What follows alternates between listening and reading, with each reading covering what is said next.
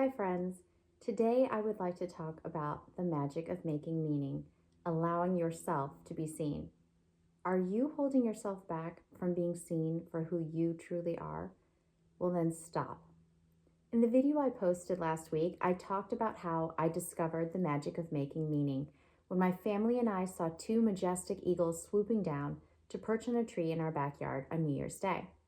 It inspired us to look for birds of prey every day, and what started out as a fun family activity transformed into a life-changing seeing practice to really look intentionally. Over the course of a year, this practice not only brought magic into our lives, but also taught us the 8 lessons I described in the video. The entire experience was so profound that I invited you to create your own seeing practice, to look intentionally, because there is so much power in seeing. When you look with intention, you will find and see what you seek. And in today's video, I would like to talk about the power of being seen, to be seen for who we choose to be, for who we truly are. A long time ago, when I hit rock bottom, I did not think much about being seen for who I wanted to be. I just knew that something was very wrong with my life. I was an attorney practicing law, doing what was expected of me, or at least what others expected of me.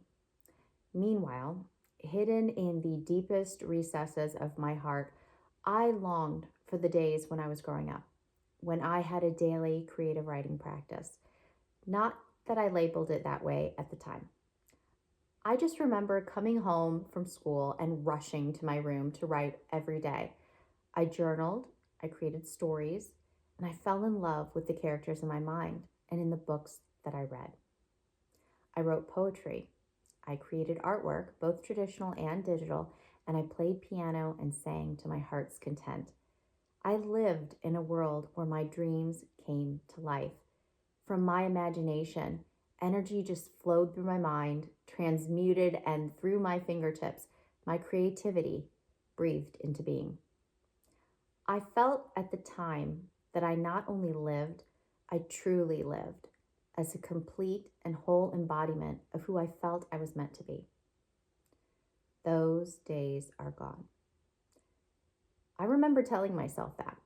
Those days are gone.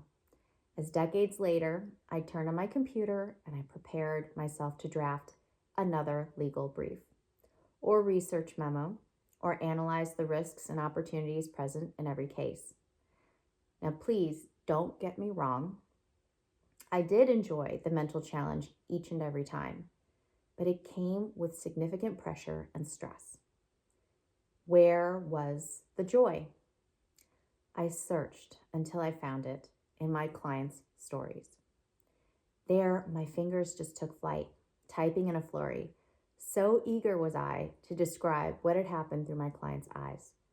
But at the end of the day, I often found myself wondering, what about my stories, the stories in my mind that I longed to tell?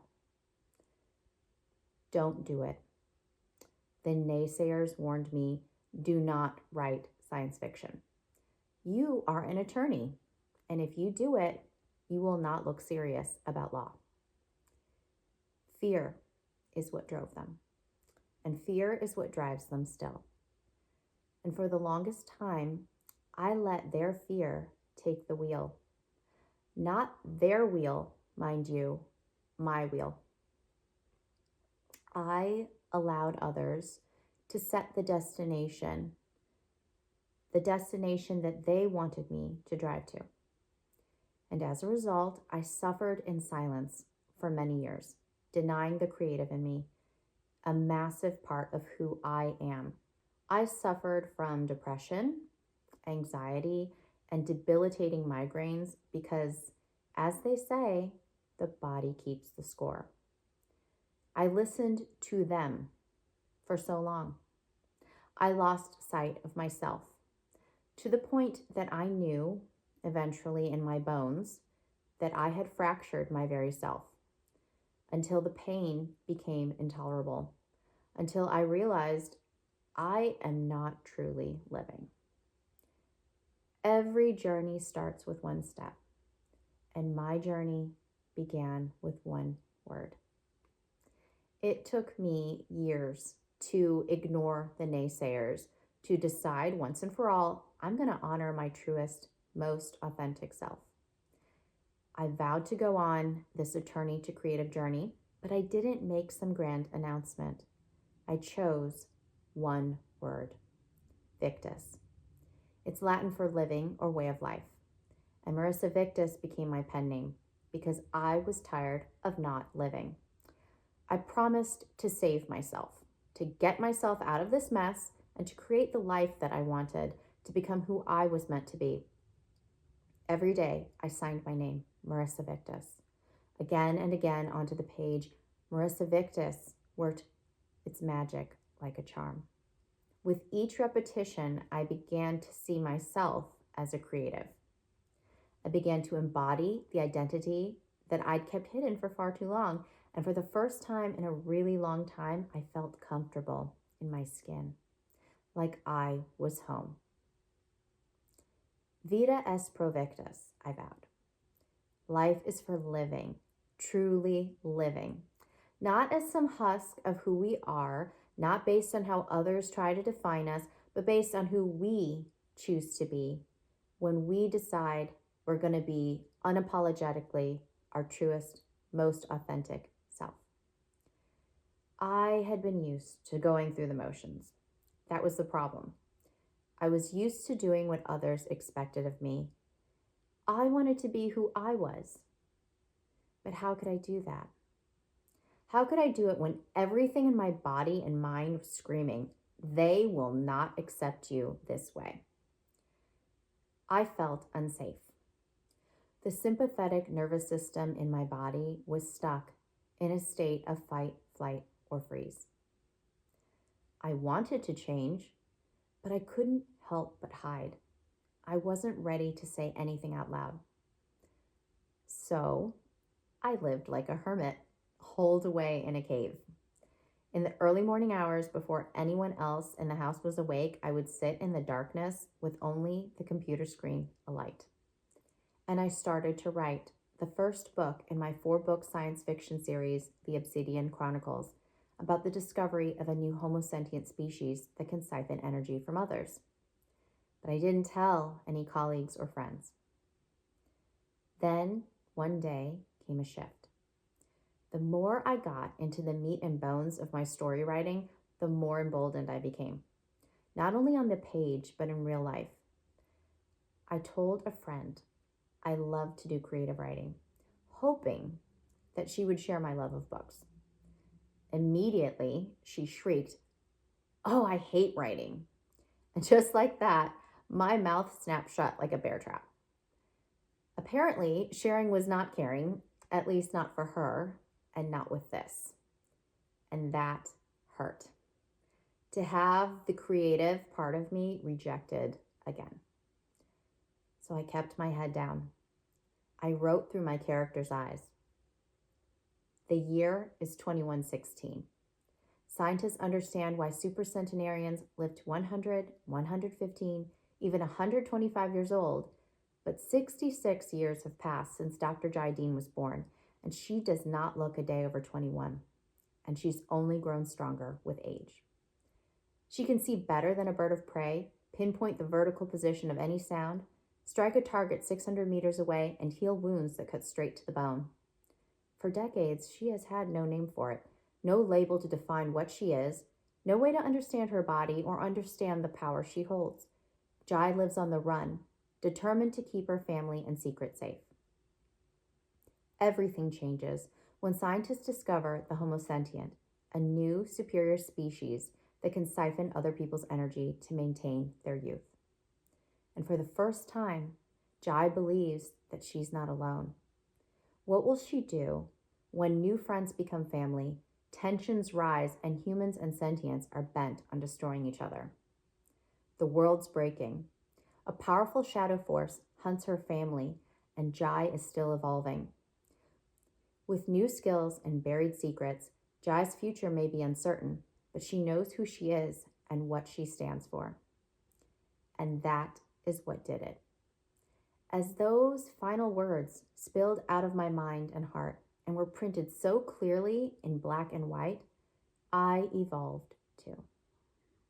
Like Jai, I had come to understand who I was, who I am, and now I knew what I stood for. I was done hiding the true me.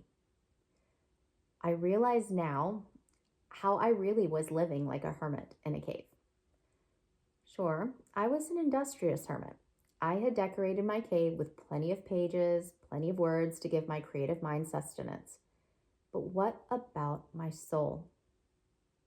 My soul was starving for camaraderie, for understanding, for belonging. In the past, I had pushed aside the rocks at the mouth of the cave to give myself an opening. Even so, I had not found the courage to venture out. I'd stayed holed up in there for far too long, and I was tired of my loneliness. I wanted out. I wanted to be seen by other creatives like me, other readers who enjoyed books like mine, other readers who loved books the way that I did. Was there even a place where I would feel like I fit?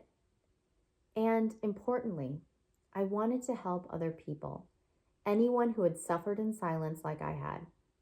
Could I help anyone avoid the pain that I had endured? Could I try and shine the light for someone else who was on their own journey of becoming who they wanted to be? I searched and I searched until I could finally see creatives like me. I don't really remember how I found Substack, where my account is marissavictus.substack.com. I just remember laughing at myself, thinking, wow, Marissa, as I explored everything Substack had to offer. I thought, wow, you really were living under a rock. How could a platform like Substack exist for years? And I had absolutely no clue that they existed. Anyway, I was so thankful to find a home for all my creativity, but thankful did not translate to brave. The first few times I published posts for my Victus Mindset and Meditation, Synergy of Science and Self newsletter, my hands were shaking. My heart felt like it was bursting out of my chest. And I was wondering, I was saying to myself, am I really going to write about my personal life like this? Not in my private journal, but online and so publicly. I was used to seeing keyboard warriors. Would I be rejected the same way I had been in the past? Eventually, I came to the conclusion, damn the consequences. I am going to do it. And for the first time, I told my story of how I had fractured who I was, how I had betrayed my authentic self for the belonging I thought I had. But I realized I had never truly belonged, not to them, not to the people who flat out rejected the creative in me. They don't understand me, I finally realized. So I wrote feverishly.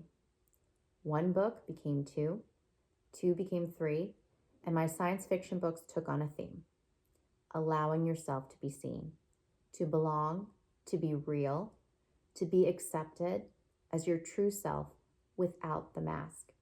And slowly but surely, the desire to be seen in real life for who I truly was began to take hold. With each post, the world did not come crashing down. The fear that held me hostage for so long slowly began to release its grip. And I didn't get any hateful comments. Instead, I found belonging. My posts resonated with other people, and the posts that resonated the most ended up being the posts that detailed my struggle to break free. I described how to be happy when who you are is not who you are meant to be. I encouraged others to do like I had done and am still doing, to take back your power and build a secure attachment with yourself. I was allowing myself to be seen With all of my faults and flaws, describing the many mistakes that I had made and the various methods and mindsets I'd adopted to claw my way back to life. With each post, I could feel I was gaining strength until one day I decided to break free from the last shackle. I decided to serialize my science fiction series on Substack. To the naysayers who said again and again, do not do it, don't publish your science fiction, I did it anyway. In 44 chapters, every Saturday posting a new one, 44 Saturdays to tell the naysayers, I'm doing it. I'm publishing it no matter what you might think. And let me tell you, it felt awesome, and it still does. So yes, there is tremendous power in being seen. I felt like I was reborn, like I'd finally stepped out of the cave and into the light. I wasn't ambling through life like it was a waking nightmare anymore. Being seen had jolted me awake, and I finally felt alive, like I was living, truly living life. As Avina tells Jai in the first book of the Obsidian Chronicles, Obsidian Birth to Venus, when you discover you're Homo sentient and you enter the sentient life, that's your awakening. And trust me, Jai, awakening can comfort you. If you are sentient, awakening is about being seen, being known as sentient by another sentient. It has great meaning. That's why the closer we sentients are, the more likely we'll greet each other with a bow of the head, a look in the eyes. You're immediately given a place, a home. So if you are one of us, all the better. This can be your community to share. Now, I'd like to ask you, what about you? Are you one of us? Look at my history. Can you feel my pain? Do you feel the same soul-crushing ache deep in your bones? Then look into my eyes as they are right now. Can you feel my joy? The journey's long, and I'm nowhere near accomplishing my ultimate goals. But I have begun my ascent up the mountain of my dreams, and I can say with 100% certainty that I am so much happier because I've taken all the steps that I've taken to get to this point. And I know now, I am never going to give up. I will always walk this creative path for as long as I live.